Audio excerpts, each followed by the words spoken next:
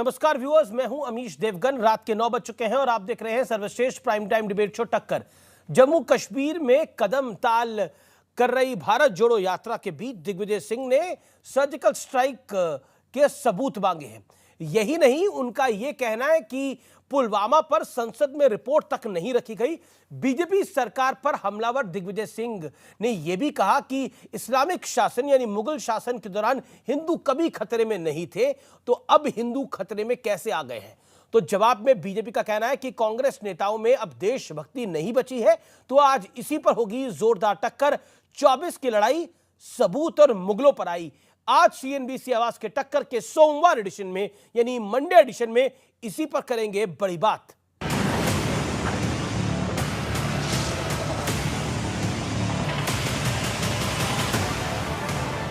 Surgical strike पर फिर कांग्रेस का सवाल। सर्जिकल स्ट्राइक की बात करते हैं कि हमने इतने लोग मार गिराए, लेकिन प्रमाण कुछ नहीं, केवल झूठ का पुलिंदा से ये राज कर रहे हैं।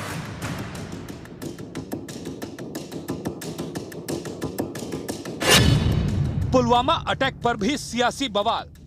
हमारे 40 सीआरपीएफ के जवान शहीद हो जाते हैं। आज तक उस घटना की जानकारी न संसद में उन्होंने पेश की, न जनता के सामने रखी। राहुल गांधी की यात्रा जैसे ही कश्मीर के करीब पहुंची, सर्जिकल के सबूत और पुलवामा हमले पर सियासत का नया दौर शुरू हो गया। आप भारतीय सेना के खिलाफ बोलेंगे, ये भारत बर्दाश्त नहीं करेगा। यात्रा जिसका असली मकसद है भारत को खंडित करना, यह प्रतीत हो गया। यहां तक कि जब मीडिया ने इस बयान पर दिग्विजय सिंह से सवाल पूछा, तो जयराम रमेश बीच में आ गए और सवाल का जवाब नहीं मिल पाया। इसे लेकर बीजेपी के अमित मालवीय ने कांग्रेस पर निशाना साधा। उरी का बदला लेते हुए भारत की वीर सेना ने सितंबर 2016 में पाकिस्तान में घुसकर सर्जिकल स्ट्राइक की। इसका वीडियो सबूत भी सामने आया। विदेशी मीडिया ने भी पुष्टि की। और तो और पाकिस्तान के पालतू आतंकी हाफिज सईद ने भी सर्जिकल स्ट्राइक का बदला लेने की बात करके ये साफ कर दिया था कि पाकिस्तान को कितनी जबरदस्त मार पड़ी है। अब जनाब पारी इंशाअल्लाह पाकिस्तान की होगी और मोदी अब सर्जिकल स्ट्राइक होंगी इंशाअल्लाह। तुझे पता चलेगा कि सर्जिकल स्ट्राइक किसको कहते हैं, ये तुम्हें पता चलेगा। लेकिन इसके बावजूद कांग्रेस के संजय निरुपम, पी चिदंबरम, दिग्विजय सिंह समेत कई विपक्षी नेता सबूत मांगते रहे। और इसके बाद जब एयर स्ट्राइक हुई, तब भी एक सबूत ब्रिगेड सामने आया था। लेकिन दिग्विजय सिंह ने आज एक और विवादित बयान दे दिया है। 500 साल के मुस्लिम हुकूमत में हिंदू धर्म खत्म नहीं हुआ, तो अब कैसे हो जाएगा। लेकिन आज का बड़ा सवाल है कि क्या बार बार सेना के शौर्य पर सवाल उठाकर भारत जुड़ जाएगा। आज इसी पर होगी देश की सबसे बड़ी बहस। और अब वक्त है सुप्रसिद्ध विश्लेषण का, सियासत के पिटे एजेंडे का विश्लेषण। मैं आपको एजेंडा बताऊंगा और उसका असर बताऊंगा। सितंबर 2016 सर्जिकल स्ट्राइक पर सवाल। मार्च 2017 यूपी के चुनाव में कांग्रेस को मात्र 7 सीटें मिली, यानी 7 सीटों पर सिमट गई थी कांग्रेस। असर यह हुआ मार्च 2017 के अंदर। सितंबर 2016 राफेल डील पर कहा गया कि चौकीदार चोर है और कांग्रेस गुजरात में चुनाव हारी। 2019 में राहुल गांधी ने सुप्रीम कोर्ट में इस पूरे विषय के लिए माफी तक मांगी। मार्च 2019 एयर स्ट्राइक का सबूत मांगा गया। लोकसभा चुनाव में कांग्रेस को मात्र 52 सीटें मिली। याद होगा आपको, नवजोत सिंह सिद्धू, इसके अलावा संजय निरुपम, सबने सबूतों की डिमांड करी थी। जून 2020 गलवान पर सवाल उठाए गए। बिहार में कांग्रेस को सिर्फ 19 सीटें जीत पाई और बीजेपी की सरकार बनी, यानी बीजेपी वहां पे सिंगल लार्जेस्ट पार्टी के तौर पर उभरी, या फिर कहें तो नंबर 2 पार्टी के तौर पे उभरी। बड़ा सवाल यह है कि क्या सबूत वाला एजेंडा 2024 में कांग्रेस का काम कर पाएगा। ये बड़ी बात है, काम आ पाएगा, ये बड़ी बात है। आज का मूल सवाल यह है क्या ये सबूत वाला एजेंडा, क्या ये मुगलों वाला एजेंडा 2024 में कांग्रेस के लिए कुछ कमाल कर पाएगा? आज इसी सवाल के साथ होगा सबसे बड़ा मंथन। मेरे साथ कौन कौन जुड़ा है आपको स्क्रीन पर दिखा देते हैं। मेरे साथ आज की चर्चा में डॉक्टर सुधांशु त्रिवेदी हैं, आपका अभिनंदन है। वारिस पठान है, आपका अभिनंदन है। आचार्य प्रमोद कृष्णम है, उनका अभिनंदन है। रिजवान है, उनका अभिनंदन है। आप तमाम लोगों का स्वागत है। मैं चर्चा की शुरुआत करता हूं और आचार्य जी, पहला सवाल आप इस पर दागता हूं। आज का पहला सवाल यही है कि सबूत वाला दौर एक बार फिर वापस लौट आया है। मुगलों के दौर को क्लीन चिट दी जा रही है, क्यों? देखिए अमीश देवगन, दिग्विजय सिंह के बयान को बहुत ज़्यादा गलत तरीके से आप ले रहे हैं। दिग्विजय सिंह जी ने ये नहीं कहा कि मुगलों का दौर बहुत अच्छा था। दिग्विजय सिंह जी ने ये कहा है कि अगर आज हिंदू खतरे में है तो इतना ज़्यादा हिंदू खतरे में कैसे हो गया, जबकि हिंदू हृदय सम्राट लोगों की सरकार है। सुधांशु जी इसका जवाब दें। भाई, आप कहते थे हिंदू खतरे में, तभी तो प्रचंड बहुमत दिया आपको, मैंडेट दिया हिंदुओं ने, 2014 में आपकी सरकार बनी। उसके बाद फिर आपने कहा जी हिंदू खतरे में, फिर 2019 में बन गई। तो अब अगर हिंदू खतरे में है तो फिर इसकी जिम्मेदारी तो आपकी है, इसकी जिम्मेदारी किसी दूसरी पार्टी की थोड़ी है। तो हिंदू आज खतरे में है तो उसके लिए you are responsible for that. और कश्मीरी ब्राह्मणों के साथ अगर इंसाफ नहीं हो रहा तो उसके लिए जिम्मेदार कौन है? आप हैं। नहीं, और दूसरी बात यह है कि अगर दिग्विजय सिंह जी एक सवाल मेरा और है। अगर मुगलों का आप सवाल करें, मैं आपको मौका दूंगा, लेकिन अगर मुगलों को आप क्लीन चिट दे रहे हैं, आप कह रहे हैं कि उस दौर में हिंदू खतरे में नहीं थे, अब हिंदू खतरे में आ गए हैं, कैसे? वो जो औरंगजेब सवामन जनेऊ जलाता था, किसके जलाता था? वो जो मंदिर तोड़ा गया सोमनाथ का, वो किसके दौर में तोड़ा गया? नहीं, दिग्विजय सिंह अगर मुगलों को क्लीन चिट देंगे तो हम सवाल भी नहीं पूछेंगे। नहीं जी आचार्य जी, मुझसे सवाल है सुधांशु जी से? मेरा आपसे सवाल है। सुधांशु जी कैसे ये सवाल हो सकता है? तो जवाब तो सुन लो, मुझे मौका तो दो मेरे भाई। मैं ये कह रहा हूं कि मुगलों के पीरियड को कौन क्लीन चिट दे रहा? मुगल तो आक्रांता थे, हमलावर थे, मुगल तो लुटेरे थे। वो यहाँ आए, चंगेज खां, नादिर शाह, तैमूर लंग, लूट खसोट करी और चले गए। लेकिन उनमें से कुछ लोग ऐसे थे जो यहाँ रह गए कि भाई यहाँ बादशाहत करो। तो वो विषय दूसरा। मुगलों को कौन क्लीन चिट दे रहा है? सवाल ये नहीं है। सवाल ये है, दिग्विजय सिंह ये कहना चाहते हैं अगर आज हिंदी, अरे भाई दिग्विजय सिंह जी ये कह रहे हैं कि अगर आज हिंदू खतरे में है तो इतना हिंदू तो तब मुगलों के राज में भी खतरे में नहीं था जितना आज खतरे में। तो चलिए इसको दूसरे तरीके से पकड़ लेता हूं। यानी आपको मुगलों का राज मोदी के राज से बेहतर लगता है? आप कहते हैं मुगल राज कर ले, मोदी राज ना करे। नहीं, इसका मतलब तो एक हुआ। बिल्कुल, हमें तो बिल्कुल अच्छा नहीं लगता। नहीं, हमें मोदी राज आप कान इधर से भी नहीं पकड़ना चाहते, आप कान उधर से भी नहीं पकड़ना चाहते, तो ऐसे तो नहीं चलेगा ना आचार्य जी। मैं तो आप ही के साथ संवाद कर रहा हूं, मैं किसी और तीसरे को बीच में नहीं लेकर आया अभी। अगर आप इतनी तकड़ी तलवारबाजी करेंगे जल्दी तो मुझे आपका सवाल जब मिलता है तो 3 सेकंड लेट मिलता है। मैं जब जवाब देना शुरू करता हूं आप फिर तलवारबाजी शुरू करते हैं। मैं कोई तलवारबाजी नहीं कर रहा सर, मेरा जवाब तो जनता तक पहुंच नहीं पाएगा। ये सवालों का वार है। आप बहुत अच्छी ढाल हैं और आप अच्छे जवाब दे लेते हैं। मैं तो आपसे बड़ा बेसिक पॉइंट पूछ रहा हूं। अगर दिग्विजय सिंह ने क्लीन चिट नहीं दी है तो आप फिर दूसरे तरीके से जस्टिफाई कर रहे हैं, आप जस्टिफाई कर रहे हैं कि मोदी से बढ़िया, या दिग्विजय सिंह जस्टिफाई कर रहे हैं या कांग्रेस जस्टिफाई कर रही है कि मोदी से बढ़िया मुगलों का राज था। एक ही बात कोई समझेगा ना इसके अंदर। मैं बिल्कुल साफ कह रहा हूं, मैं बिल्कुल जस्टिफाइड नहीं कर रहा हूं। दिग्विजय सिंह जी ने यह नहीं कहा है कि मोदी के राज से मुगल का राज अच्छा था। दिग्विजय सिंह का कहना है कि बीजेपी के सपोर्टिंग ऑर्गेनाइजेशन ये कहते हैं कि हिंदू खतरे में है।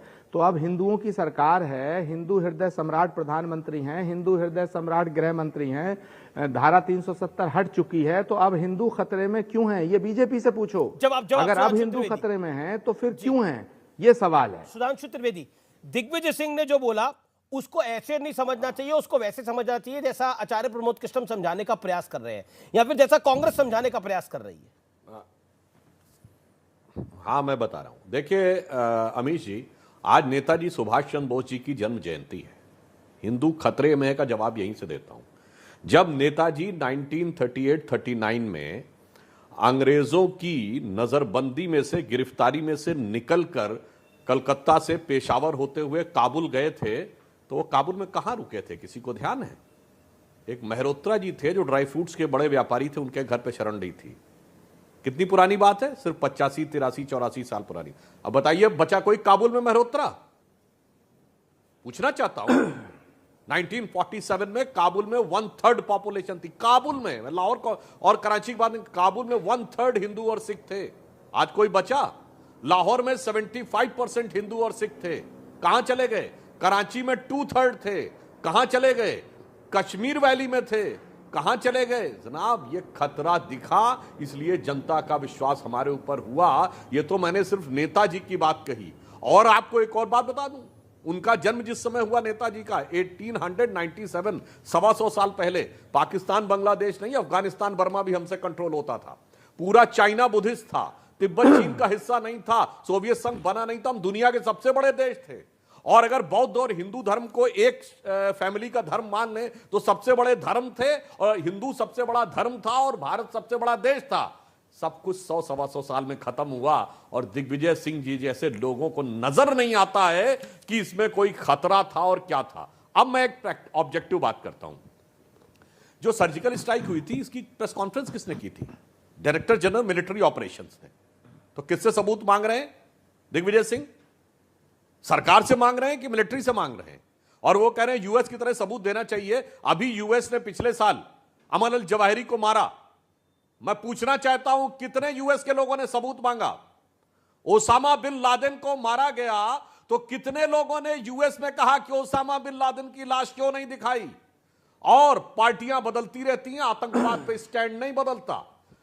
ओसामा बिन लादेन को खत्म करने का संकल्प लिया था जॉर्ज बुश ने, जो रिपब्लिकन पार्टी का था, और उसको खत्म किया बैराक हुसैन ओबामा ने, जो डेमोक्रेटिक पार्टी का था। सिर्फ हमारे ही यहां ये विचित्र सा काम होता। और तो और, मैं तो कहता हूं पाकिस्तान में देख लीजिए, उनकी कश्मीर पे पॉलिसी, कोई भी सरकार में रहे, वो चाहे नवाज शरीफ रहे, भुट्टो रहे, इमरान खान रहे, शहबाज शरीफ, एक ही रहती, हमारे ही यहां बदल जाती है।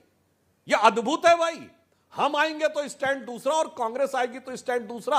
और मैं कहना चाहता हूं कि हाफिज सईद को तो दिग्विजय सिंह जी ने हाफिज साहब कहा था ना, तो अपने साहब का बयान याद कर लें, जिसने कहा था कि हम इंशाअल्लाह बदला लेंगे सर्जिकल स्ट्राइक का। और वो पुलवामा पे कहते हैं तो पाकिस्तान के मंत्री फवाद चौधरी, जिनका वो फेमस बयान था कि पौवा पौवा भर के हमने बम बना के रखे हैं, वो पौवा पौवा फेम वाले फवाद चौधरी ने पाकिस्तान की नेशनल असेंबली में बोला था कि हमने पुलवामा में घुस के मारा।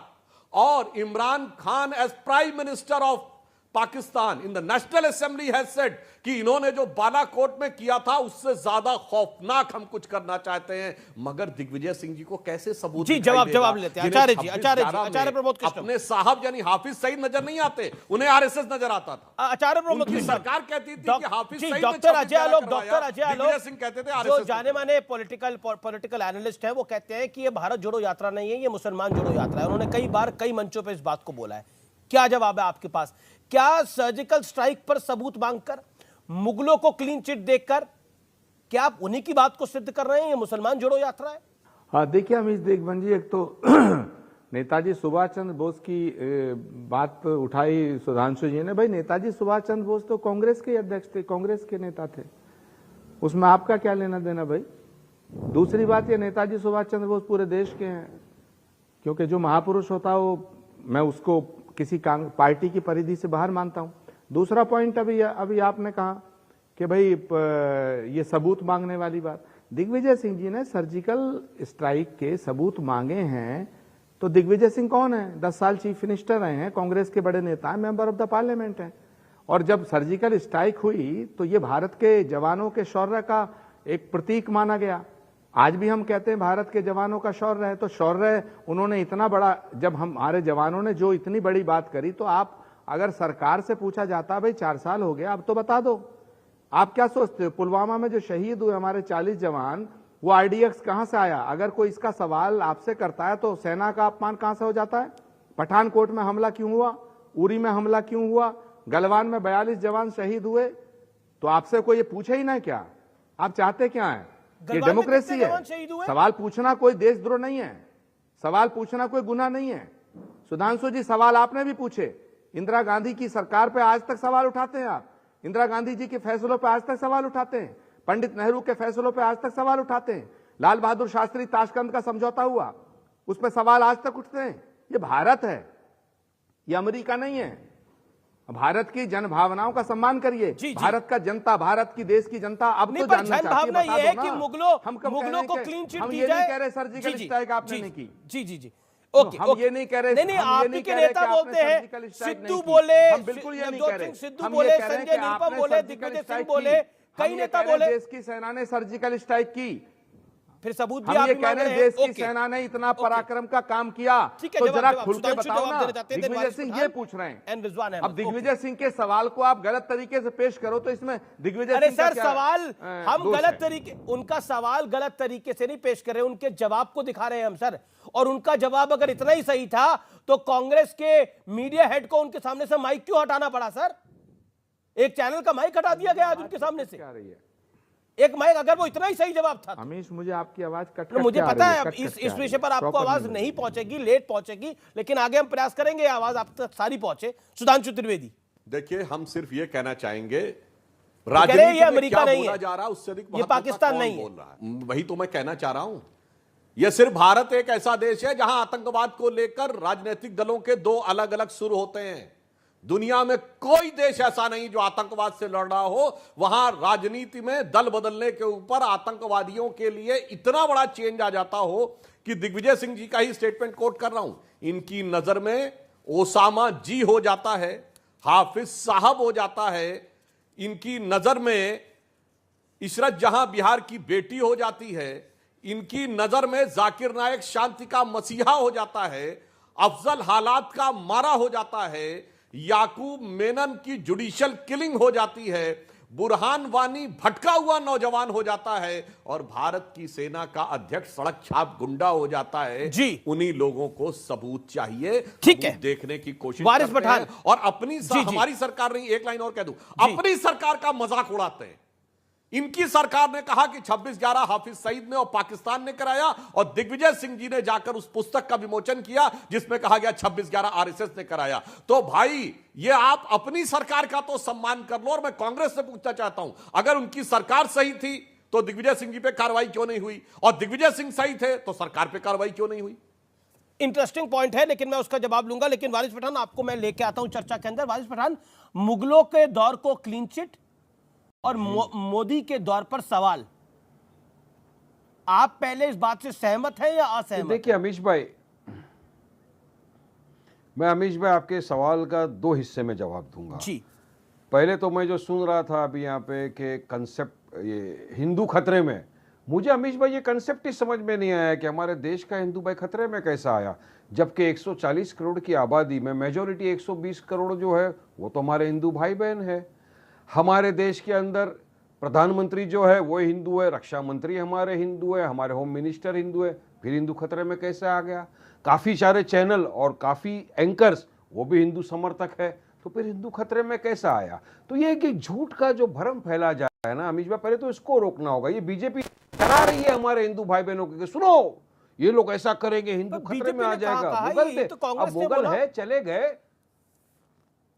अब जो कांग्रेस है बीजेपी, मैं तो दोनों को एक ही समझता हूं, आपको पता है अमीश भाई, मैंने कभी भी दोनों को अलग समझा ही नहीं है। मैं तो हमेशा बोलता हूं दोनों एक ही सिक्के के दो पहलू है। अब बात नंबर 2 के मोदी के राज में क्या हो रहा है, जरा बोलना पड़ेगा अमीश भाई इसमें, सुनिए जरा 10 सेकंड में बताऊंगा अपनी बात। जी, जी, जी। मोदी के राज में हो ये रहा है कि अगर मोदी के खिलाफ एक डॉक्यूमेंट्री बनाए बीबीसी वाला और अगर एयर करने की कोशिश करे तो मोदी जी उसको बैंड लगा देंगे, ना यूट्यूब पे चलेगा, ना फेसबुक पे चलेगा, ना ट्विटर पे चलेगा, सब सोशल मीडिया के ऊपर उसको बैंड लगा देंगे क्योंकि मोदी के खिलाफ है।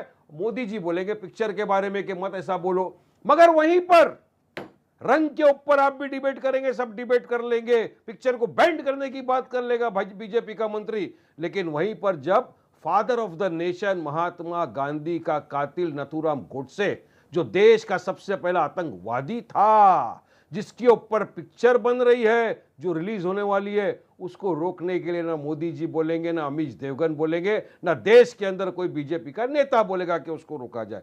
क्यों ग्लोरीफाई करना नथुराम गोडसे को? क्या वो देश का सबसे पहला आतंकवादी नहीं था? क्या उसने father of the nation Mahatma Gandhi का कत्ल नहीं सही कर कहा दिया? आपने। अब क्यों खामोश? बिल्कुल सही बीजेपी कहा। वाले आपने- क्यों नहीं आपने बोल रहे बिल्कुल हैं सही कि कहा। आपकी गोडसे बात फिलिप से- पे बैंड आपकी लगाओ? बात से मैं आपकी बात से मैं मोदी जी क्यों पूर्णतः नहीं बोल सहमत रहे? हूं। गोडसे फिलिप ऐसी पे बैंड फिल्में भी लगाओ। नहीं बननी चाहिए जिसमें औरंगजेब और खिलजी को हीरो दिखाया जाता है, नहीं बननी चाहिए। और ऐसे लोगों की तरफ नहीं कैमरा बननी भी नहीं चाहिए। जाना चाहिए जो औरंगजेब की मजार पे जाके रोते हो। ऐसे लोगों के पास कैमरा भी नहीं जाना चाहिए। सही कहा, आपकी बात से मैं सहमत हूं। इस बात औरंगजेब को की और जो आगे मजार है बढ़ाता ना, हूं। नेशनल जो औरंगजेब की प्रोटेक्टेड मजारों पर मॉन्यूमेंट जाके लोग सुनिए, रोते सुनिए, मैं हैं आपको थोड़ा- और थोड़ा छाती तालीम पीटते देता हैं, हूं। वो भी थोड़ा नहीं होना तालीम, थोड़ा चाहिए। तालीम, थोड़ा एजुकेशन। अमीश भाई, इसमें थोड़ा सा एजुकेशन हाँ। आपको करना देना चाहता हूं मैं। जी, जी। औरंगजेब की जो मजार है ना, वो प्रोटेक्टेड मॉन्यूमेंट है बाय एएसआई।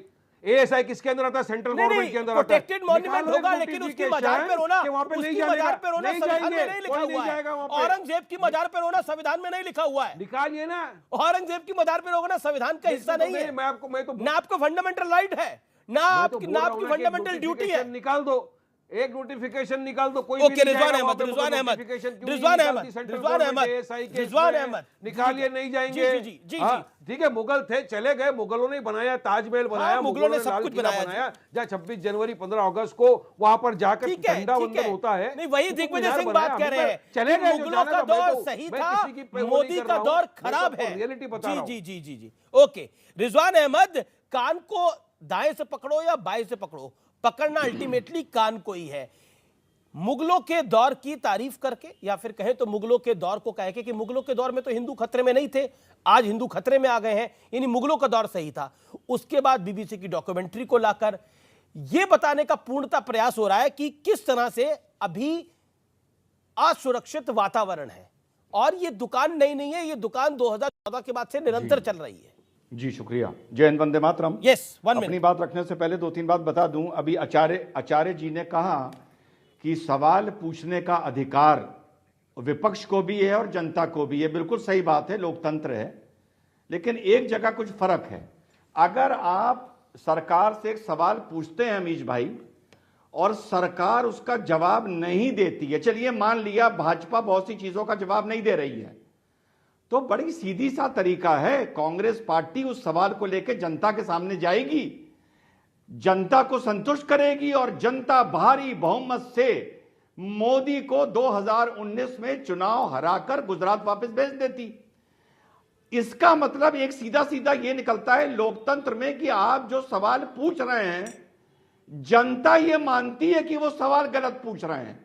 क्योंकि अगर जनता आपके साथ होती तो मोदी प्रधानमंत्री 19 के बाद ना होते। तो यह तो बात आई कि सवाल पूछने के अधिकार पर। दूसरी बात, बड़े भाई ने कहा कि भैया हिंदू सम्राट नरेंद्र मोदी के प्रधानमंत्री होते हुए हिंदू अभी भी खतरे में क्यों महसूस करता है, इसका भी मैं आपको एक रीजन बता दूं। जी जी। जब आप 25 घंटे की अमेरिका से फ्लाइट पकड़ते हैं तो एक शब्द होता है जेटलैग। प्लेन से उतरने के बाद भी आपको ऐसा लगता है मैं प्लेन में उड़ रहा हूं रात को। ना आपको रात में नींद आती है, ना सुबह टाइम, आपका टाइम जोन बदल जाता है। तो हिंदुओं के साथ इस देश में वो हुआ है आचार्य जी, आप समझ नहीं रहे हैं। इस समय की बड़ी खबर आ रही है, कांग्रेस ने दिग्विजय सिंह के बयान से किनारा कर दिया है। जयराम रमेश ने ट्वीट करके बताया है, आज सुबह माइक भी हटाया गया था उनके सामने से। फॉर्मर सीएम है, 2 टाइम के मेंबर ऑफ पार्लियामेंट है, वरिष्ठ नेता है। जयराम रमेश का बड़ा ट्वीट है। जो बयान दिया दिग्विजय सिंह ने वो उनका निजी बयान था, ये कहा है, लेकिन बीजेपी कह रही है कि कांग्रेस के मंच से ये बोला गया था, इसलिए ये शब्द कांग्रेस पार्टी के हैं। लेकिन कांग्रेस कह रही है ये शब्द हमारे नहीं है। क्या दिग्विजय सिंह को बाहर का रास्ता दिखाएगी कांग्रेस पार्टी? अब ये बड़ा सवाल यहां से खड़ा हो जाता है, क्या दिग्विजय सिंह को बाहर कर देगी यहां से कांग्रेस पार्टी? ये बड़ा सवाल खड़ा हो जाता है। जयराम रमेश ने जो ट्वीट किया है, क्या दिग्विजय सिंह अब कांग्रेस पार्टी का हिस्सा होंगे या नहीं होंगे, या उन पर कोई बड़ी कार्रवाई करने की तैयारी में कांग्रेस पार्टी है? लेकिन कांग्रेस का एक वर्ग कह रहा है कि जिस तरह से माइक हटाया गया वो तरीका भी सही नहीं था। एक निजी चैनल का माइक उनके सामने था जिसको एक बड़े नेता ने हटा दिया। लेकिन दिग्विजय सिंह का जो बयान है वो बेहद निजी बयान है, उसका पार्टी से कोई लेना देना नहीं है। सुधांशु त्रिवेदी, आपका पहला रिएक्शन इसके ऊपर? पहले बात तो देखिए, इसके सिर्फ 2 वाक्यों में कहना चाहूंगा। अब देखिए, चाहे जितना भी कुछ कांग्रेस बयान दे ले, पर एक कहावत है कि बिगड़ी बात बने नहीं, लाख करो किरकोए, रहीमन बिगड़े दूध को मथे न माखन होए। तो जो माठक कर दिया दिग्विजय सिंह ने वो अब नहीं हो सकता। और दूसरा, जिस ढंग से माइक हटाया गया अमित जी, दिख गया कि भारत जोड़ो यात्रा के दौरान भारत तो छोड़ो, कांग्रेस के अंदर कितना जुड़ाव, कितना बिखराव और नेताओं में कितना दुराव है, ये सामने आ गया। तो भारत जोड़ो यात्रा का पूरा चाल, चिंतन, चेहरा, चरित्र पूरी विद्रूपता के साथ बयान में, यानी मनसा वाचा कर्मणा उभर कर सामने आ गया। दिग्विजय सिंह जी ने एक्सपोज कर दिया। और एक और वाक्य कह दूं, ये कहते हैं कि रिपोर्ट रखी जाने, अरे भाई किस आर्मी के एक्शन की रिपोर्ट पार्लियामेंट में रखी जाती है? और रिपोर्ट की बात की मैं बात करूं तो मैं ये कहूं कि 26/11 की रिपोर्ट तो सरकार ने संसद में रखी थी। क्या चलिए नहीं रखी, सरकार के पास जो रिपोर्ट थी उसके खिलाफ बयान देने के लिए दिग्विजय सिंह पे क्या कार्रवाई की थी? मैं पूछना चाहता हूं। ये तो सरकार का ऑफिशियल स्टैंड था रिपोर्ट पे कि 26/11 हाफिज सईद ने करवाया है। उसके बाद उन्होंने बोला उस पर कोई कार्रवाई नहीं। और मैं दूसरा पूछना चाहता हूं, शहीद हेमंत करकरे का इतना बड़ा अपमान कर दिया उन्होंने ये कह के कि उन्होंने फोन करके उन्हें बताया था कार्रवाई से पहले। बताइए, कोई व्यक्ति जो नेशनल इंटेलिजेंस एजेंसी में काम कर रहा हो, वो सरकार के बाहर के किसी व्यक्ति को कोई गोपनीय इंफॉर्मेशन दे रहा है, उनको तो अब वो बेचारे जीवित भी नहीं बचे इसकी सफाई देने के लिए। यानी आपने उनके लिए कितना बड़ा एक मॉरल टैबू क्रिएट कर दिया। इसके ऊपर उनकी सरकार ने कोई कार्रवाई की? जवाब देना पड़ेगा। कुछ भी कांग्रेस कह ले, उसका दोहरा चरित्र उजागर हो गया। जी जी, आचार्य प्रमोद कृष्णम, क्या दिग्विजय सिंह का बर्डन हो गया पार्टी पर? 2 time CM, several times member of parliament. Amit Devgan ji, पहली बात तो ये, सुधांशु जी ने 2 बड़ी बातें कही हैं। सुधांशु जी ने कहा कि हेमंत करकरे का अपमान किया। भाई, आपकी पार्टी की सांसद ने तो हेमंत करकरे जी का बड़ा सम्मान किया था, जो कहा कि मेरे श्राप से मर गया। वो कितना बड़ा अपमान था एक शहीद का। दूसरी बात यह है कि दिग्विजय सिंह जी के बहुत से बयानों से कोई हो सकता सहमत हो ना हो, हर पार्टी में ऐसी बातें होती हैं, नेताओं के पर्सनल बयान भी होते हैं। लेकिन दिग्विजय सिंह जी ने जो आज बयान दिया है उसमें तो कोई गुनाह नहीं किया उन्होंने अगर ये कह दिया भाई पुलवामा में जो शहादत हुई हमारे जवानों की, तो उसकी डिटेल क्यों देश को नहीं देनी चाहिए? क्यों नहीं देनी चाहिए? ये कौन सी बुरी बात हो गई? दिग्विजय सिंह ने दूसरी बात कही है कि हमारे जवानों ने, हमारी देश की फौज ने, हमारे देश के वीर जवानों ने जो सर्जिकल स्ट्राइक की, तो उसको तो एप्रिसिएशन मिलना चाहिए। और 4 साल बाद अगर हम पूछना चाहते हैं कि जो इतना बड़ा काम हमारे देश की फौज ने किया, तो सरकार उस पर डिटेल जानकारी देश को दे देगी, तो क्या सेना का अपमान हो जाएगा? तो कह रही है कि क्यों सबूत मांग रहे हो, लेकिन कांग्रेस पार्टी के कई नेता सबूत मांग चुके हैं। सिद्धू पे कार्रवाई होगी, संजय निरुपम पे कार्रवाई होगी, किस किस पे कार्रवाई होगी? क्या दिग्विजय सिंह पार्टी का हिस्सा होंगे, नहीं होंगे? बड़े सारे सवाल खड़े हो गए आचार्य जी। लेकिन दिग्विजय सिंह ने चुप्पी साध ली है। अमीश देवगन जी, दिग्विजय सिंह जी कोई गली मोहल्ले के नेता नहीं है और कोई कॉरपोरेशन के पार्षद नहीं है। 10 साल चीफ मिनिस्टर रहे हैं। मध्य प्रदेश, छत्तीसगढ़ जब एक था तब 10 साल चीफ मिनिस्टर रहे। कांग्रेस के वर्किंग कमेटी, कांग्रेस के महासचिव। और सुनिए, भारत जोड़ो यात्रा के संयोजक वो हैं। जिस भारत जोड़ो यात्रा में उन्होंने जो बयान दिया, तो उनके सामने से माइक हटाना, उनके सामने से माइक हटाना, उनको नहीं, उनके सामने से माइक हटाना, ये दिग्विजय सिंह जी का घोर अपमान है। मैं इसकी निंदा करता हूं। उनके बयान से आप सहमत हो या ना हो, आप कह सकते हैं। नहीं, ये रिजवान अहमद ने देवगन जी, पहले मेरी बात सुना होना दो, ये गंभीर विषय है। जी जी बिल्कुल। अमीश देवगन जी, दिग्विजय सिंह जी एक वरिष्ठ नेता हैं, भारत जोड़ो यात्रा के राष्ट्र संयोजक हैं और गांधी परिवार के सबसे ज्यादा विश्वसनीय और आज्ञाकारी नेताओं में गिने जाते हैं। और खड़गे जी जब राष्ट्रीय अध्यक्ष का पर्चा जब चुनाव हुआ तो दिग्विजय सिंह जी ने नॉमिनेशन किया था, नॉमिनेशन करने की बात हुई थी, उन्होंने नॉमिनेशन फॉर्म खरीदा था, लेकिन कांग्रेस के वरिष्ठ नेताओं के कहने पर उन्होंने खड़गे जी का सम्मान करते हुए, कांग्रेस नेतृत्व के निर्देश का पालन करते हुए अपना नॉमिनेशन नहीं किया। तो दिग्विजय सिंह जी के बयान से आप अगर सहमत नहीं है तो ये कह सकते हैं कि भाई हम उनके बयान से सहमत नहीं है, ये कह सकते हैं कि उनका बयान निजी बयान है, लेकिन उनके सामने से माइक हटाना और इतने सीनियर व्यक्ति की बेइज्जती करना ये ठीक नहीं है।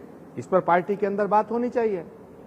नहीं, पार्टी के अंदर और तो दिग्विजय सिंह जी ने कौन सा गुनाह कर दिया अगर सरकार से सवाल कर लिया?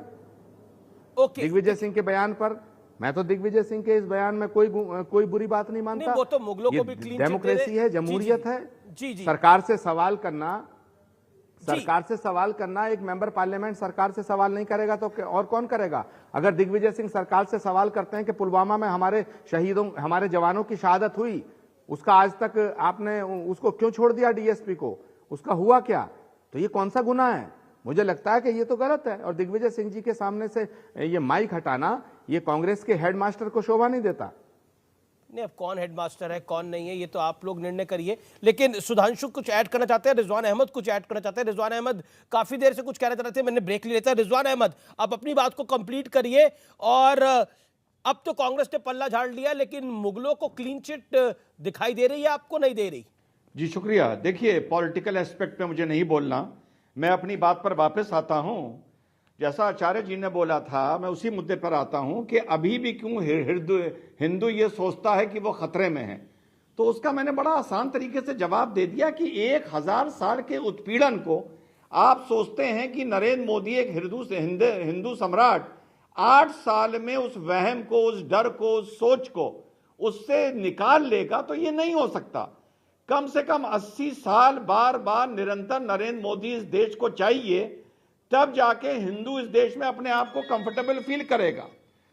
और बड़ा अफसोस होता है, मैं आपको बताऊं, आचार्य जी 1200 साल की हिस्ट्री है, मुसलमान की तो 1400 साल की हिस्ट्री है, और मुसलमान जैसे तैसे उस हिस्ट्री को नहीं भूला है। 1200 साल की हिस्ट्री है, जो सुधांशु भाई बता रहे थे।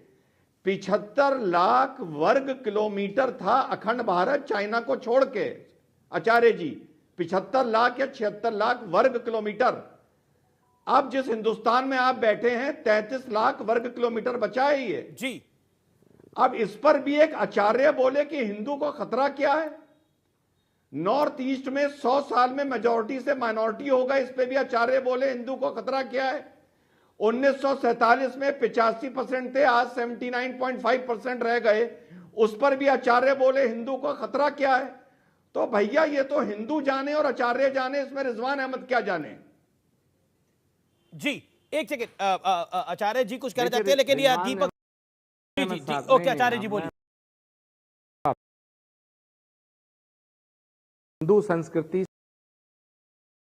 संस्कृति जो है वो सत्य के ऊपर आधारित होती है। हमारी संस्कृति को मिटाने के बहुत प्रयास किए गए, लेकिन आज तक नहीं मिट पाई। 800 साल मुगलों ने राज किया, हमारी संस्कृति को मिटाने की कोशिश की, हम नहीं मिटे। दूसरी बात है, हमारा आइडियल औरंगजेब नहीं है, हमारे हीरो न चंगेज खां है, ना हमारा आइडियल कोई अंग्रेज है। हमारे आइडियल है महात्मा, हमारे आइडियल है महाराणा प्रताप, हमारा आइडियल है छत्रपति शिवाजी, हमारे आइडियल छत्रपति शिवाजी हैं, हमारा आइडियल सुभाष चंद्र बोस है, हमारा आइडियल भगत सिंह है, हमारे आइडियल चंद्रशेखर आजाद है, हमारा आइडियल अशफाक उल्लाह खान है, हमारा आइडियल वीर अब्दुल हमीद हो सकता है, हमारा आइडियल चंगेज खान नहीं हो सकता। ये बात आप वारिस पठान को बताइए आचार्य जी, मुझे क्यों बता रहे हैं। सुन लीजिए आचार्य जी को। रिजवान साहब, जब आप बोल रहे थे, आप बड़े शालीन प्रवक्ता हैं, आप बीच में आपके बीच में कोई नहीं बोलता, आप बीच में प्लीज आप बीच में मत बोलिएगा।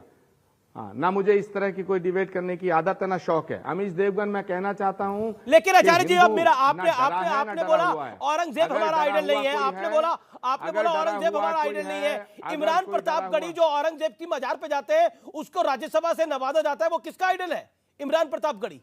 राज्यसभा तो आपने दी ना, आपकी पार्टी ने दी ना इमरान प्रतापगढ़ी। इसका जवाब कांग्रेस पार्टी नहीं, कमाल की बात है, अब उसका जवाब कांग्रेस पार्टी के वो नेता देंगे। नहीं, अगर एमआईएम जाती है औरंगजेब की मजार पर, तो कांग्रेस पार्टी का सांसद भी तो जाता है इमरान प्रतापगढ़ी, जिसको उसके इनाम में राज्यसभा की टिकट दे दी जाती है। क्या बोलिएगा? अमीश देवगन, आपने सवाल किया, मेरा जवाब सुनिए लेगा। जी। आपने सवाल किया, मैं कह रहा हूं कि इसका जवाब कांग्रेस पार्टी के अधिकृत प्रवक्ता दे सकते हैं या कांग्रेस पार्टी की लीडरशिप दे सकती है। मैं क्यों दूं? मैं कैसे दे सकता हूं? लेकिन मैं रिजवान साहब को कहना चाहता हूं, हिंदू ना डरता है किसी से, हिंदू डरता तो परमात्मा से डरता है। ओके रिजवान अहमद जवाब देना चाहते हैं। जी जी, दीपक झा कुछ ऐड करना चाह रहे हैं अमीश इस भाई बात के 10 अंदर? सेकंड काफी देर से भैया, इंतजार एक कर रहे मिनट, हैं एक मिनट, बात ना करो यार। अमीश रिजवान भाई, 10 रिजवान सेकंड। रिजवान रिजवान रिजवान 10 अमीश भाई सेकंड 10 सेकंड। ठीक है, 10 सेकंड दिया आपको रिजवान अहमद, दीपक झा हाँ। On to spot. अरे आचार्य जी ने मुझे अगर कोई खामखा डरा इतना हुआ है तो लंबा भारतीय लेक्चर दे जनता दिया। पार्टी डरी हुई है। अरे आचार्य जी सुनिए ना, मैं बोल रहा हूं, आपने मुझे इतना लंबा लेक्चर दे दिया। बोलिए डॉक्टर साहब। आप सिर्फ इतना बताइए हाँ या ना। आपने क्या दिया कि था मुझे? 1200 आपने इतना साल लंबा में लेक्चर जो आपने नहीं दिया, 1200 लेक्चर साल आपने दिया। में मैंने आपके सवालों का अरे जवाब सुनिए दिया। ना, जो 12 सुनिए ना, जो 1200 साल में अखंड भारत आधा रह गया, ये क्यों रह गया, इसका जवाब दीजिए ना। दीपक झा देना चाहते हैं, दीपक झा देना मैं चाहते दे हैं, रहा हूं दीपक झा जवाब। देना चाहते हैं। वारिस पठान भी कुछ ऐड करना चाहते हैं, डॉक्टर लेकिन रिजवान साहब, वारिस मैं आपके पास आऊंगा। डॉक्टर रिजवान साहब, डॉक्टर रिजवान साहब, एक आप आचार्य कुछ अपने कह रहे हैं। बीजेपी की सरकार से कहिए कि जितना भारत की जितनी जमीन 800 साल में दूसरे देशों के पास है वो छीन लें, हम इनके साथ हैं, हम इनका समर्थन करेंगे। भारत की संसद में प्रस्ताव ये क्या लाएं बात हुई? कि इस ये जमीन क्या को बात बढ़ाना हुई? है, चीन से भी लेना है, 1000 अफगानिस्तान से भी साल लेना है। में जो जमीन हमारे हम आपका पास से समर्थन चली करेंगे। गई, वो अब आके भाजपा वापस भाई, लाए। जो चली गई 1000 तो साल चली गई में ना, उसे ले जो लो, सनातन अब ले धर्म लो की ना। आधी जमीन हम चली समर्थन गई, करने को क्या तैयार बात हैं। कर रहे हैं आप? पूरा और देश आप आपके क्या साथ बात है। कर रहे हैं भाई? दीपक झा पूरा काफी देश देर से आपके इंतजार साथ कर है। रहे गले मुर्दे हैं, मत उखाड़ो। 40 मिनट से पूरा बैठे हैं देश दीपक झा आपके साथ शांति है। से। दीपक झा आपका 1 मिनट है, आप अपनी बात को रखिए, देन वारिस पठान एंड रिजवान जी। भाजपा और पठान और रिजवान ये ऑटो की तरह हैं। भाजपा, पठान और रिजवान रिजवान ये तीनों ऑटो की तरह हैं। भाजपा आगे आगे एक पहिया है, 2 पहिया पीछे लेके चलती है, रिजवान को और पठान को। ये दोनों ही प्रताड़ित हैं, ये दोनों ही प्रताड़ित हैं। पहले कांग्रेस की सरकार के साथ मलाई खाए, अब भाजपा के साथ मलाई खाना चाहते हैं। ये रिजवान जैसे काले नेमी है, बहुरूपीय। तुलसीदास ने लिखा था, जान न जाए निशाचर माया, काले नेमी कहीं कारण आया। तो ये वो निशाचर हैं, आज हिंदुत्व की बात करते हैं, न अपने धर्म की बात करते हैं। देखिए ये बिल्कुल निशाचर है, बिल्कुल निशाचर है। और अरे सुन ले भाई, मैं बीच में नहीं बोलता। देखो दानव है, ऐसे दानवों को संहार करना चाहिए। और ऐसे व्यक्तियों से ना मुसलमान का भला होगा ना हिंदू का। ये मुसलमान के लिए भी जहर है, और हिंदुस्तान के लिए भी जहर है, और हिंदू के लिए भी जहर है। और दिग्विजय सिंह का बयान, दिग्विजय सिंह का बयान बहुत शानदार है, स्वागत योग्य है। क्योंकि मुगल कालीन सत्ता और मोदी कालीन सत्ता दोनों ही विध्वंसक रही है। दिग्विजय सिंह ने एक क्या कहा बोल रहे हैं आप? बिल्कुल विध्वंसक मोदी रही है। कालीन सत्ता और मुगल काल की सत्ता दोनों ही विध्वंसक रही है। बिल्कुल। आपके अरे बिल्कुल। मुगलों ने मुगलों के- काशी विश्वनाथ को तोड़ा, मुगलों के- मैं मोदी ने वही कह बनाया, रहा हूं, मुगलों के- बाबर ने राम मंदिर को तोड़ा, सुनिए सुनिए सुनिए, इस शासन ने बनवाया। मुगलों के जो पैदाइश रिजवान और पठान बैठे हुए हैं, ये दोनों आज कह रहे हैं हिंदुस्तान की बात नहीं Okay, करते वारिस पठान wants हैं। to ये respond. दोनों लोग वारिस मोदी पठान के नाम wants की to माला respond. जपते हैं। It's ये too दोनों personal what you लोग said. ये दोनों लोग मोदी मोदी करते हैं, दोनों लोग हिंदुस्तान की बात नहीं करते हैं। सुधांशु त्रिवेदी भी कुछ कहना चाहते हैं, क्योंकि आपने मोदी और मुगल की बात करी, जो बात मैं दिग्विजय बोलना सिंह कर रहे हैं वो चाहूंगा, आप भी मोदी और कर रहे मुगल हैं। दोनों Okay. भाई भाई हैं, एक ही तरीके से काम करते हैं, दोनों तानाशाही करते हैं। मोदी और मुगल भाई भाई हैं। बिल्कुल भाई भाई हैं। मोदी के आइडियल है मुगल। ठीक है वारिस अरे पठान, वारिस पठान। प्रवक्ता जी, अरे सुनिए प्रवक्ता जी, मेरे को तो इनका नाम भी नहीं मालूम है कौन है ये अरे नहीं प्रवक्ता मालूम, जी। कोई बात नहीं भैया। वोट वोट मार के बैठे हैं। अरे सुनिए, कोई बात नहीं, नहीं दीपक मालूम, झा, नाम दीपक नहीं झा, पता, कोई बात नहीं, नाम अरे पता सुनो करने ना, की इतना जरूरत नहीं तुम्हारा- है। सुनो 40 हमारा सेकंड। 2-3 मिनट से सुन रहे हैं हम लोग, बकवास, दिमाग खराब हो गया। सुनिए जरा, सुनिए। आपने बोला दिमाग पीछे का है टायर खराब है होने के बीजेपी लिए का, कि या नहीं? पीछे का टायर दिमाग बोलो, खराब आगे तुम का लोगों ने इंजन देश का बोलो। कर रखा है पहले से। पहले दीपक, कांग्रेस ने दीपक, जब यार, सत्ता में अमीश भाई, थे, मैं बेवकूफ मलाई के साथ खाए, बहस नहीं और करता, आज आपको मालूम है कांग्रेस को अमीश गाली भाई। देते हुए शर्म नहीं आती? मेरे सामने अगर कोई अच्छे को माता बिठाओ। भारत माता के लाल होते ना, तो इस तरह गद्दारी अच्छा, नहीं करते। आपको कांग्रेस को गाली दे रहे हैं, इसलिए आपको गुस्सा अभी आ ये रहा है। देखो, पहले अभी देखो, कांग्रेस अभी वाले सर्टिफिकेट गद्दारी बांट कर रहे हैं। ठीक है, इस देश एक के साथ सेकंड, गद्दारी आपकी बात करते को रख लिया। अब वारिस पठान को भाई, सुनिए। आपने सर्टिफिकेट- पठान, रिजवान, बीजेपी की तीनों को बात करी, अमीश इन भाई, तीनों को सुनिए, 3 व्हीलर का 3 पहिए बता दिए। अब जवाब सुनिए ना, आपने 3 मिनट बोला लगभग। ओके, अरे सुनो सुनो प्रवक्ता जी, सुनिए। बोले जब पठान तो अच्छे अच्छे की जुबान बंद हो जाए, समझ गए ना? ट्रेंडिंग में चल रहा है आजकल। जरा सुनो अब मेरी बात। अभी आपने सर्टिफिकेट देने की बात की, तो आपका सर्टिफिकेट आपके जेब में रखो और घर में डालो, अचार डाल के खाना खाओ। मुझे आपके सर्टिफिकेट की नेशनलिज्म पेट्रियटिज्म की कोई जरूरत नहीं है। भाड़ में गए आपका सर्टिफिकेट, भाड़ में गए आप। अब बात नंबर 2 सुनिए। अरे बात नंबर 2 सुनिए ना अमीश भाई, आप भी तो सुनिए। चलो मुगलों ने जो भी किया नहीं किया, उनकी तारीख को तो आप मिटा नहीं सकते ना। हिस्ट्री में लाल किला बनाया, ताजमहल बनाया, और जहां से मोदी जी लाल किला से 15 अगस्त के दिन झंडा ले रहे थे वो भी उन्होंने फहराया, जो भी है। अब औरंगजेब की मजार पे जाने का इतना बड़ा जो बिखड़ा खड़ा हुआ है, तो मैं तो रिक्वेस्ट कर रहा हूं सेंट्रल गवर्नमेंट से कि एएसआई का प्रोटेक्टेड मॉन्यूमेंट है उसको हटा दो वहां से। नहीं जाएंगे वहां पे, खत्म हो गया किस्सा। बार बार तानाशाही तो नहीं सुनेंगे ना। वक्त एक ब्रेक का है, आप देखते रहिए सीएनबीसी आवाज पे टक्कर का मंडे एडिशन।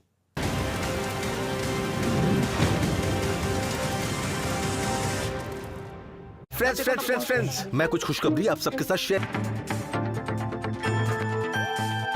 हालांकि नोटबंदी के बाद ये माना जा रहा था कैश में लेन देन कम हो जाएगा, डिजिटल ट्रांजैक्शन ज़्यादा बढ़ेगा, लेकिन जिस तरीके से अर्थव्यवस्था की रफ्तार बढ़ती गई, कैश में लेन देन भी बढ़ता गया और 6 साल में करीब 2 गुना हो गया है और जो 32 लाख करोड़ रुपए के आसपास पहुंच चुका है कैश सर्कुलेशन।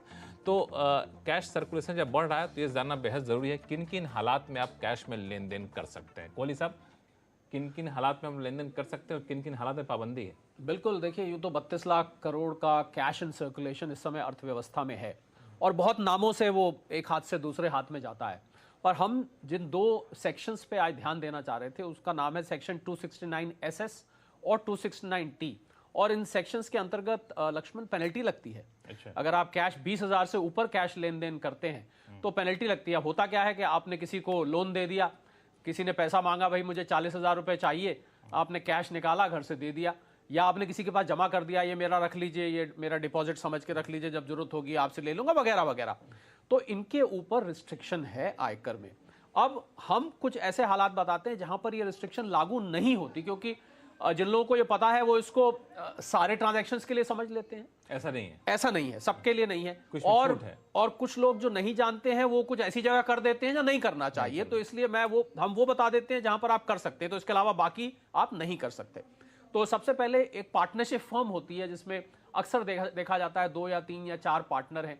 तो अगर कोई पार्टनर पार्टनरशिप फर्म से 20,000 रुपए से ऊपर कैश लेता है किसी भी काम के लिए, मान लीजिए खर्च के लिए या विड्रॉ कर रहा है, तो वो इस एक्सेप्शन में गिना जाएगा, यानी कि उसके ऊपर पेनल्टी नहीं लगेगी। और एक बहुत ज़रूरी बात लक्ष्मण, जो कि अक्सर देखा जाता है, मैंने देखा कुछ लोग फैमिली के बाहर जा रहे थे, घर में कुछ कैश रखा होता है सभी की ज़रूरत के लिए, वो उठा के अपने पड़ोस में कोई रिश्तेदार रहते थे उनके यहाँ रख के चले गए, भैया रख लो, घर में सेफ नहीं है, आपके यहाँ रख के जा रहे हैं, तो कैश रख के चले गए। अब इसको बोलते हैं कस्टडी।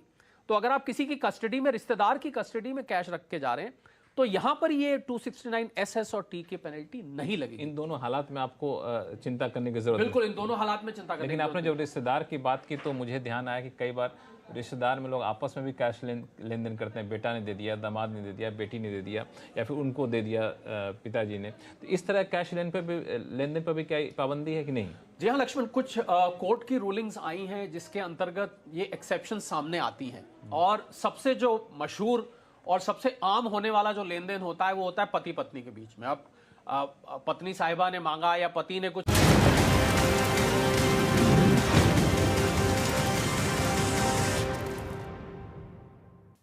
वेलकम बैक व्यूअर्स, आप देख रहे हैं टक्कर सीएनबीसी आवाज पर। वारिस पठान कुछ कहना चाहते हैं? Waris Pathan 30 second sharp rebuttal. Sudhanshu Trivedi ji, Sudhanshu आपने कहा जिन्ना के बारे में, कहा जिन्ना का नाम लिए बिना, पाकिस्तान का नाम लिए बिना तो आपको खाना हजम नहीं होता है। बताइए जिन्ना की कब्र पे कौन गया था? वारिस पठान या मेरे दादा नहीं गए थे, अडवाणी जी गए थे। आपने क्या किया? पाकिस्तान में बिन बुलाए मोदी जी चले गए, बिरयानी खा के आ गए नवाज शरीफ के पास, मैं तो नहीं गया। तो फिर क्यों नहीं उनके बारे में बोलते? मेरा सवाल नंबर 2 बहुत इंपॉर्टेंट है।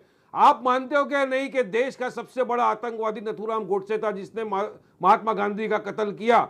आप चाहते हो क्या उसकी फिल्म लगे, या आप चाहते हो कि उसकी फिल्म को भी बैंड किया जाए, जिस तरह से बीबीसी ने मोदी की जो डॉक्यूमेंट्री थी उस पर बैंड लगाया? बैंड लगाना चाहिए नहीं लगाना चाहिए? जो फिल्म आके देश के अंदर अराजकता फैलाएगी, नफरत फैलाएगी, देश का माहौल खराब करने की कोशिश करेगी, ऐसी फिल्म को बैंड करना चाहिए या नहीं करना चाहिए? सुधांशु जी मुझे इस बात का जवाब दीजिए। देखिए, कोई भी फिल्म यदि कोई आने वाली है और उसके द्वारा कोई भी वातावरण बिगड़ेगा तो उस पर फिल्म सेंसर बोर्ड अपना उचित निर्णय लेगा। मगर वारिस पठान बताइए, रजाकार आतंकवादी थे कि नहीं? बोलिए, देश के पहले आतंकवादी रजाकार थे कि नहीं? बोलिए। जिनको जाना था चले गए, जिनको जाना था वो चले गए। मैं तो 2023 की बात कर रहा हूं, मैं तो कहां से आ गई बात कर रहा हूं। अच्छा बताइए, महात्मा गांधी, निजाम हैदराबाद देशभक्त था कि नहीं? बोलिए। फादर ऑफ द नेशन, बोलिए। नथुराम गोडसे। अरे सुनिए, अभी बोलिए, सुनिए, इनको महात्मा गांधी के प्रति बहुत आस्था है ना? और कह रहे हैं, तो मैं पूछना चाहता हूं, बिल्कुल। महात्मा गांधी का Father of the राजनीतिक nation दर्शन थे। था राम राज्य, नित्य का भजन था रघुपति राघव राजा राम। हाँ। बोलो रघुपति राघव राजा राम। और गोडसे बोलो का रघुपति जरा राघव बता दो। राजा राम। गोडसे हाँ। क्या था जरा बता दो बोलो ना। बोलो, आप क्यों उनका नहीं अंतिम बोलते हो शब्द गोडसे है के हे नाम राम। लेते हो? बोलिए गोडसे हे के नाम राम। लेते हो आप? बोलिए। अरे सुधांशु गांधी जी, में कितनी father of the Aastha nation दिख का गई। कातिल है, एक फादर चेहरे ऑफ पे द कई चेहरे नेशन, लगा लेते हैं महात्मा लोग। गांधी। नहीं पर बोल देंगे ये, क्यों नहीं नहीं बोल आपको? देंगे वारिस पठान। बैंड करो, आप बैंड करो आप तो महात्मा बोलिए गांधी के ना, फॉलोअर हैं, रघुपति तो बोल दीजिए राघव रघुपति राजा राघव राजा राम, पतित इसमें क्या है? पावन मुंह बंद करिए सीताराम, सुधांशु बोलो। त्रिवेदी का। अरे बोल और दीजिए। महात्मा गांधी के फॉलोवर है अमित भाई, और डॉक्टर इस बाबा पर विश्वास साहेब करते हो? अम्बेडकर के बाबा साहब फॉलोवर अम्बेडकर हैं। की इसमें कोई हम बात नहीं महात्मा है। महात्मा गांधी का भजन गाओ दीजिए, क्या दिक्कत है? जो जिनको मुगल और मोदी का शासन एक साथ है, एक जैसा लगता है। एक सेकंड, रिजवान अहमद, ये मेरा पॉइंटेड सवाल है। मोदी और मुगलों का शासन एक जैसा है? ओके, मोदी और मुगलों का शासन एक जैसा है, और 2024 में यही एजेंडा है विपक्ष का? अमीश भाई, ये दीपक झा कह रहे हैं। अमीश भाई, ये बोले मुगलों की तारीफ करें, मुगलों की बुराई करें, मोदी की तारीफ करें, बुराई करें, सवाल पूछें ना पूछें, यकीन करिए न्यूट्रल आदमी हूं, इस बार मोदी फिर से 300 पार है 2024 में। ये अगर बस बोलना बंद कर दें तो शायद कोई इनका फायदा हो जाए। और दीपक झा की बातों का जवाब क्या है? दीपक झा को तो रिजवान अहमद का बुखार है। ये बच्चा आपको मिला कहां? इसे पकड़ के लाते कहां से हो, मुझे यही नहीं पता। तुम्हारी हवा टाइट हो जाती है ऐसे बच्चों से, तुम जैसे बड़े बड़े आतंकवादियों की इतने छोटे बच्चे से हवा टाइट हो जाती है भाई।